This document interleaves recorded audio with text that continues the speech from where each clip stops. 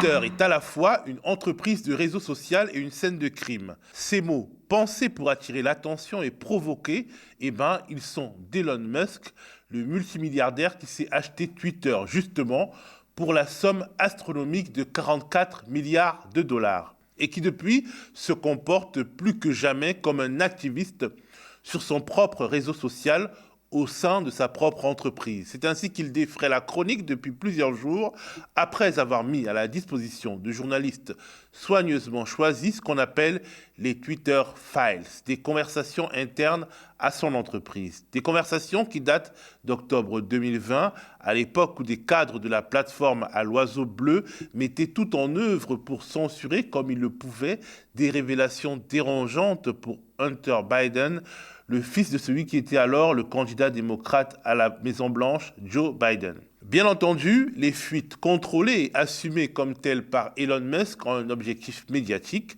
se poser en héros de la liberté d'expression et en adversaire des censures. Elles servent également l'agenda de l'ancien président Donald Trump, qui ne cache plus sa volonté de remonter sur le ring.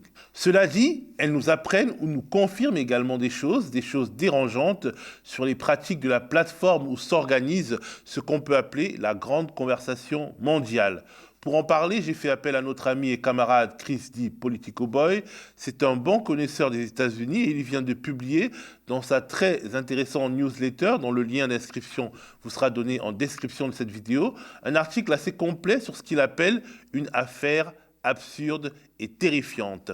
Bonjour Chris. Bonjour à toi. Comment tu vas? Très bien, merci. Alors commençons par le commencement si tu le veux bien. C'est quoi les Twitter Files et pourquoi ils ou elles sortent maintenant? Donc, c'est comme tu disais, des documents internes à l'entreprise, des emails et aussi des conversations chat, du chat interne de l'entreprise sur la messagerie interne qui ont été fuités par Elon Musk à trois journalistes qu'il a choisis pour leurs opinions et pour leur indépendance, dans le sens où ils appartiennent à aucune rédaction installée. Ils sont tous sur Substack ou sur des sites indépendants. Alors, Substack, c'est un site qui centralise des newsletters, des listes de diffusion qui permettent donc aux journalistes d'avoir une sorte de service de blog, si tu veux, avec une option payante pour les gens qui s'inscrivent. Donc, c'est un peu un média alternatif qui se développe aux États-Unis, mais avec beaucoup de journalistes assez connus, en fait, qui ont migré sur cette plateforme. Et donc, il a choisi ces journalistes pour leur donner une partie des archives de l'entreprise avec un peu la question de savoir est-ce que vous pouvez exploiter ça pour montrer les abus en termes de liberté d'expression et de censure qui ont été conduits par la direction précédente avant son rachat de Twitter. Alors en résumé, qu'est-ce que contiennent ces révélations? Alors, pour l'instant, il y a eu trois grosses sorties en fait d'informations. La première, c'est donc le journaliste Matt Taibbi, qui vient plutôt de la gauche au départ, mais qui maintenant est très focalisé sur toutes les questions de liberté d'expression, justement, donc ce qui l'a un peu mis à la marge de ce qu'on pourrait appeler la gauche intellectuelle américaine. Et donc, lui, il s'est surtout centré sur l'affaire Hunter Biden et donc la censure des révélations qui avaient été diffusées juste avant l'élection présidentielle de 2020. Et il a aussi travaillé sur la suspension du compte de Donald Trump juste après les événements du 6 janvier 2021, quand il y a eu cette attaque du Capitole suite à l'élection présidentielle. Donc ça, c'est une première partie. Après, il y a une autre journaliste, Barry Weiss, qui, elle, est clairement orientée à droite et qui, assez ironiquement, a fait quasiment toute sa carrière récente sur la dénonciation de la cancel culture et du wokisme, et qui donc est elle-même un peu une adepte de la censure, mais donc qui s'inscrit dans cette bataille culturelle qu'Elon Musk veut mener. Et elle s'est surtout focalisée sur toutes les pratiques qui ont eu cours, on va dire, entre 2019 et 2021, de shadow banning et de restriction de la liberté d'expression sur Twitter. Alors c'est quoi le shadow banning? Alors, le shadow banning, c'est un peu, ça dépend comment on regarde ça. Selon la définition qui avait été donnée à l'époque par Twitter, c'était une définition très, on va dire, maximaliste, dans le sens où il disait shadow banning, c'est quand un utilisateur peut toujours tweeter, mais ses tweets ne peuvent être lus par personne parce la diffusion est bloquée. Donc, l'utilisateur va faire un tweet, il pense que les gens peuvent le lire, mais en fait, personne ne le voit. Donc ça, c'est vraiment... Personne ou pas autant de gens que ça se pourrait, c'est ça? voilà, donc la définition de Twitter, c'est personne. Il y a que il y a le tweeto qui fait son tweet, il le voit, il est en ligne, mais personne ne le lit parce qu'il n'apparaît pas dans l'algorithme, sur le site. Ça, c'est la définition maximaliste de Twitter. Et du coup, ils disent, bah, nous, on n'a pas fait de shadow banning parce qu'on n'a jamais fait ça. Et après, il y a la définition plus communément admise qui est en fait de réduire la portée des tweets. Par exemple, en faisant en sorte qu'ils ne peuvent pas être dans la liste des tweets qui sont en top des tendances, mais aussi tout simplement en réduisant leur exposition dans l'algorithme qui affiche les tweets pour chaque utilisateur. Donc, et en fait, les révélations montrent que Twitter avait mis en place des listes noires, si on veut, à différents niveaux de sévérité.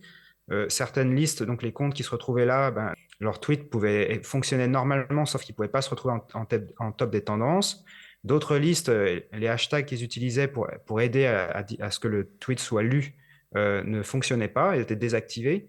Et ainsi de suite, il y avait différents niveaux comme ça pour réduire la portée du tweet et que donc la personne qui envoie des messages n'ait pas autant de visibilité que ce qu'il pourrait normalement espérer. Alors, en gros, finalement, dans le cas qui nous concerne, toutes ces méthodes auraient été mises en place pour, disons, donner une portée moindre à des révélations qui dérangeaient le fils du candidat démocrate qui est par la suite devenu président. Par voie de conséquence, le candidat démocrate lui-même. On va en parler plus tard du fond de l'affaire Hunter Biden. Mais comment les révélations sur les fameux Twitter leaks sont perçues aux États-Unis? Alors, ça dépend vraiment de quel côté, quel bord politique on se situe. Pour la droite et l'extrême droite américaine, c'est c'est un énorme scandale. Donc, du coup, ça occupe beaucoup de place dans l'espace médiatique conservateur, sur Fox News, les blogs, les sites internet, etc., marqués à droite ou à l'extrême droite.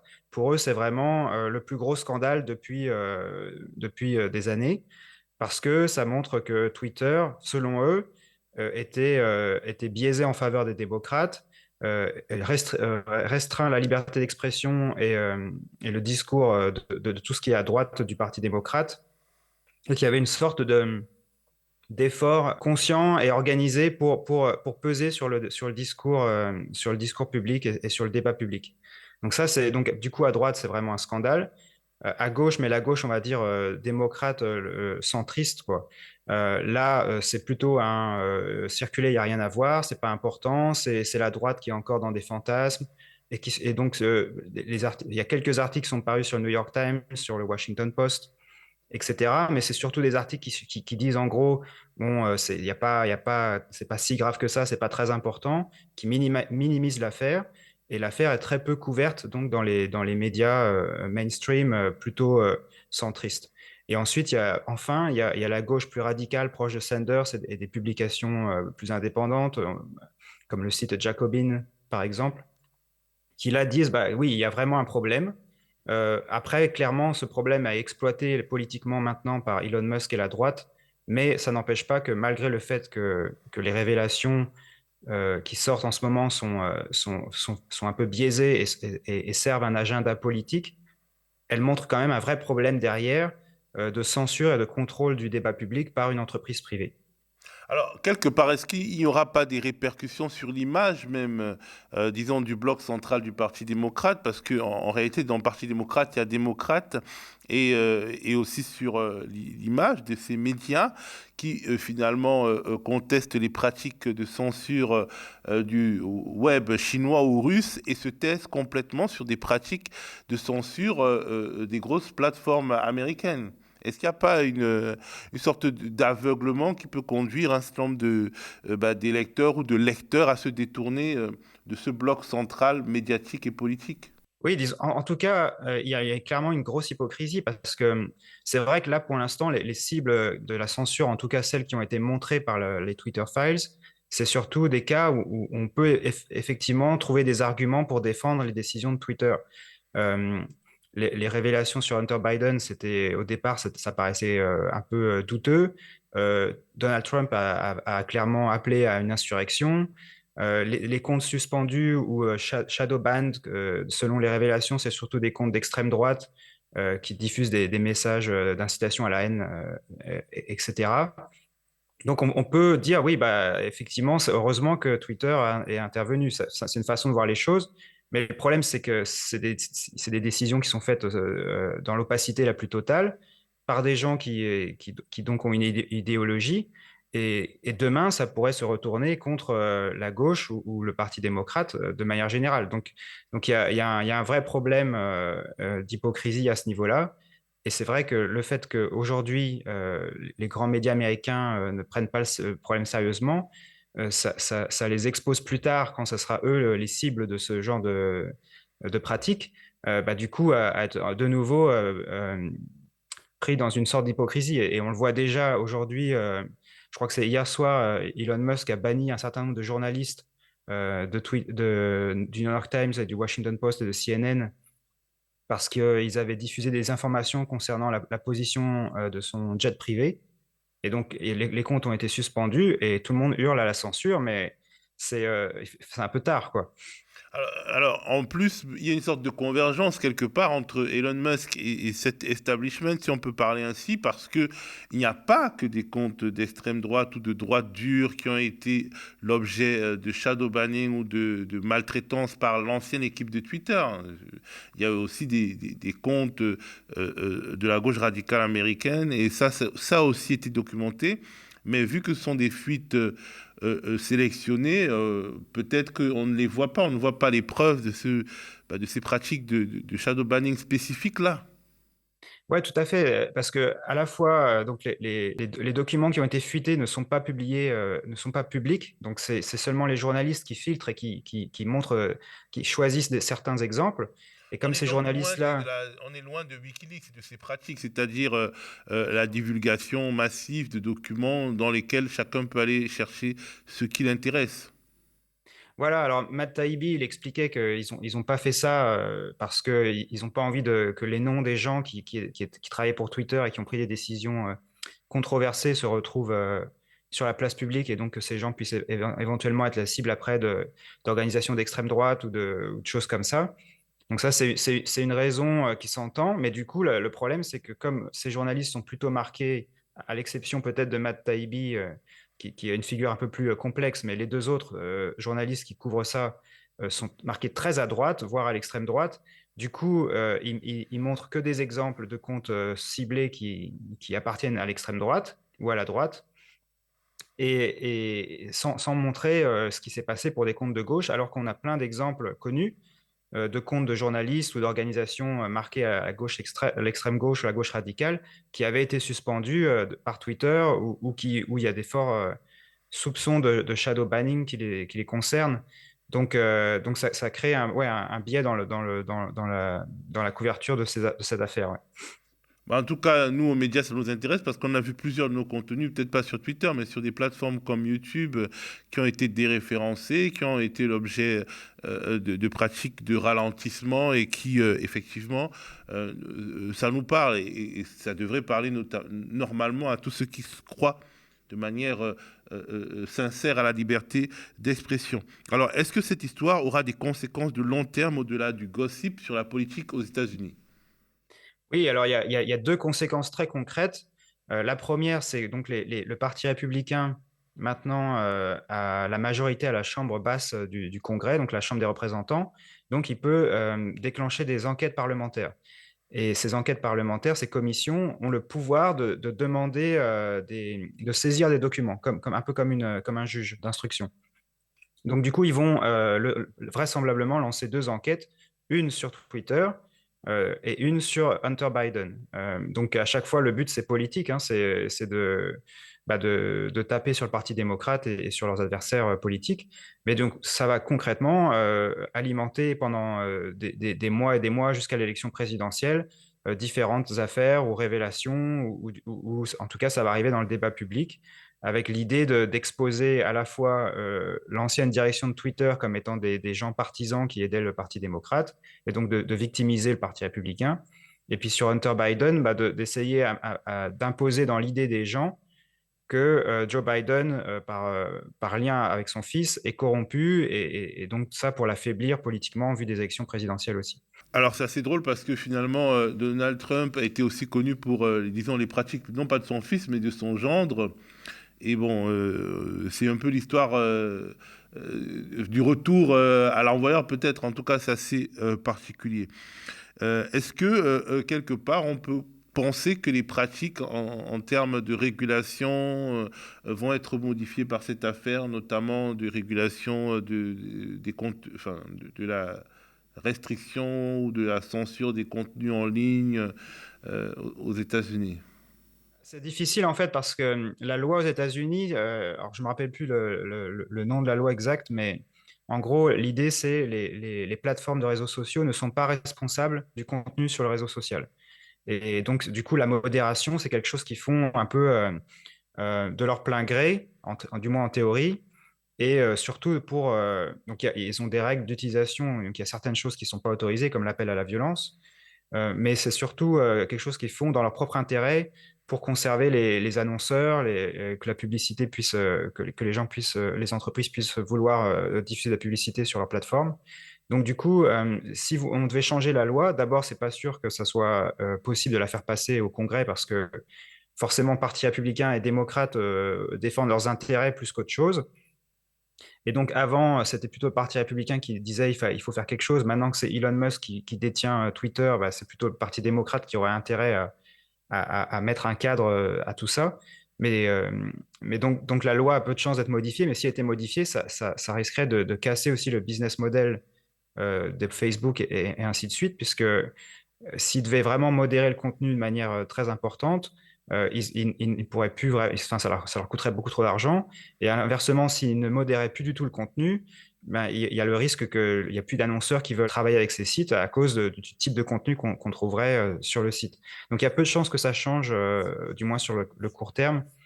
Et après, bah, il y a le fait que maintenant, ça soit Elon Musk qui possède Twitter, il est beaucoup moins susceptible de répondre aux pressions qui s'exerçaient avant sur l'ancienne direction, qui venait des deux partis, alors que là, maintenant, Elon Musk est clairement parti dans sa propre direction, quoi. Parce qu'en fait, ce que montrent les Twitter Files également, c'est que le FBI, le Parti démocrate, le Parti républicain intervenaient pour faire censurer ou pour faire modérer un certain nombre de commentaires et que, bon voilà, il y avait des pratiques disons, de discussion directe, d'influence directe sur Twitter. Ouais, c'est un peu fou, hein, mais donc il y avait des discussions informelles, des canaux officieux, où la campagne de Joe Biden, la campagne de Donald Trump allait contacter Twitter et dire il y a tous ces tweets-là qu'il faudrait supprimer parce que ça va pas, quoi. Et donc, mais c'était fait de manière totalement opaque, et le succès ou l'échec de chaque requête dépendait un peu de la relation qu'entretenaient les personnes. Enfin, Matt Taibbi dit que les démocrates avaient plus de pouvoir d'influence sur Twitter. C'est pas sûr que ce soit le cas, mais en tout cas, c'est ce qu'il affirme, parce que apparemment, l'ancienne direction de Twitter était plus favorable au Parti démocrate idéologiquement, et maintenant, ça serait l'inverse. Donc, il y a ce problème d'accès direct des politiques qui peuvent influencer sur la modération du contenu. Et bien sûr, la gauche anticapitaliste n'a aucune voix au chapitre. Donc, c'est un jeu d'influence entre le Parti démocrate centriste et la droite et l'extrême droite.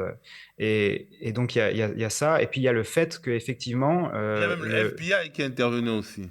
voilà, après, il y a un canal beaucoup plus officiel, même si ce n'était pas dit publiquement, de discussion entre le FBI et les agences de renseignement et Twitter. Et donc, on suppose que c'est pareil avec Facebook et Google et YouTube. Et là, c'est clairement le FBI qui va parfois envoyer des emails avec une liste de comptes ou de tweets qu'il faut supprimer. Et après, Twitter n'est pas obligé de s'exécuter, mais c'est difficile de dire non non plus. Donc ça cause un vrai problème parce que ça veut dire que c'est le FBI qui est l'arbitre de la vérité aux États-Unis et qui contrôle ce qui peut se dire et ce qui ne peut ne pas se dire sur Twitter et donc dans le débat public.